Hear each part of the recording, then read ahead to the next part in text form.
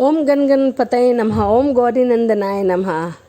राधे राधे। जय श्रीमन्नारायण। कैसे हैं आप लोग? आशा करती हूँ कि भगवान गणेश की कृपा आप सभी पर बनी रहे, आप सभी स्वस्थ हो, अच्छे हो। इसी कामना के साथ आज हम सुनेंगे गणेश जी की अद्भुत कृपा। तो आइए कहानी को शुरू करते हैं। एक गांव में एक सेठ और सेठानी रहा करते थे। वह बहुत धार्मिक प्रवृत्ति के थे और गणेश भगवान के परम भक्त थे। वह दोनों बिना भूले कभी भी गणेश जी की बिना पूजा किए भोजन नहीं किया करते थे और बुधवार को गणेश जी का व्रत रखते थे। शाम को 11 ब्राह्मणों को भोजन खिलाने के बाद ही अपना व्रत खोलते थे। सेठ जी का काफ़ी बड़ा परिवार था। वह सब आपस में बड़े प्यार और भाईचारे के साथ रहते थे, लेकिन सेठ और सेठानी की कोई भी संतान नहीं थी। इसी से वह थोड़ा दुखी रहते थे। परिवार और गांव के लोग आपस में कानाफूसी करते रहते थे, कहते थे कि सेठानी बांझ है। यह सब बातें सुनकर सेठ और सेठानी बहुत दुखी रहा करते थे। एक बार की बात है, बुधवार के दिन सेठ और सेठानी गणेश जी की पूजा संपन्न करके मंदिर के बाहर आ रहे थे। तभी उन्हें सीढ़ियों पर एक छोटा सा बच्चा मिला जो अकेले बैठकर रो रहा था। बच्चे को रोते हुए देखकर दोनों को रहा नहीं गया और उनसे पूछा कि तुम्हारे माता पिता कौन हैं और कहाँ हैं? तुम यहाँ कैसे आए? लेकिन बच्चे ने अभी तक ठीक से बोलना नहीं सीखा था, इसीलिए वह कुछ भी नहीं बोल पाया। वह दोनों उस बच्चे के पास शाम तक बैठे रहे, परंतु उसे कोई भी नहीं लेने आया। तब तक पंडित जी और सेठ जी के नौकरों के आस-पास जाकर बच्चे के माता पिता को खोजने की कोशिश की, लेकिन उन्हें बच्चे के माता पिता का कोई अता पता, कोई खबर नहीं मिली। फिर पंडित जी ने सेठ और सेठानी को बच्चा अपने घर ले जाने के लिए कहा और साथ में यह भी कहा कि अगर बच्चे के माता पिता यहाँ आते हैं तो मैं आपको स्वयं उन्हें आपके पास भेज दूंगा या फिर ले आऊँगा। सेठ और सेठानी खुशी खुशी उस नन्हे बालक को अपने साथ घर ले गए।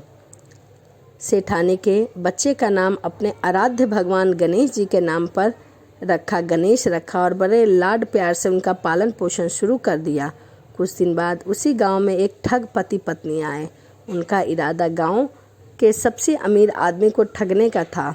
उन दोनों ठग और ठगनी ने गणेश मंदिर की सीढ़ियों पर बैठे सोच विचार कर रहे थे। कुछ समय बाद वहां के पंडित जी आए और गांव में अनजान लोगों को देखा। उनसे पूछा कि क्या आपका बच्चा खो गया है? वह दोनों ठग चकरा गए, क्योंकि वह चोरी के इरादे का बहाना ही ढूंढ रहे थे, इसीलिए उन्होंने तुरंत हाँ कह दी।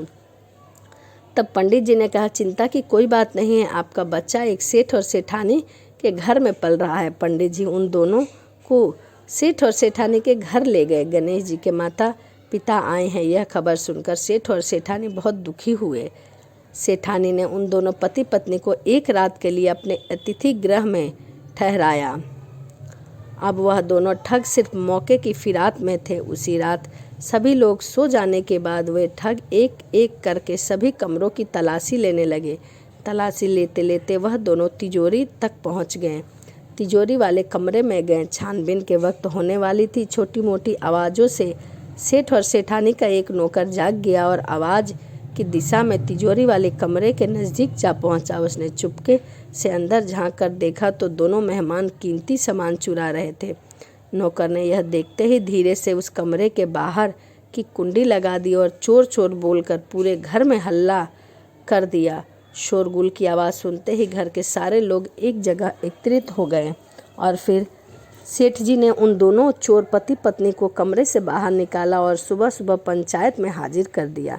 सेठ जी ने सरपंच जी को पूरा मसला बताया और कहा कि ये दोनों चोर हैं, अब हम पुत्र गणेश को इन दोनों को नहीं देंगे। लेकिन वह दोनों ठग पति पत्नी अपनी जिद पर अड़ गए और बच्चे को ले जाने की जिद करने लगे। सरपंच ने भी इस गंभीर समस्या का एक तोड़ निकाला। उन्होंने सेठानी और दूसरी औरत को गणेश के सामने खड़ा कर दिया और कहा, जिसके भी आंचल से दूध की धार गणेश के मुंह में जाएगी, बालक गणेश उसी के पास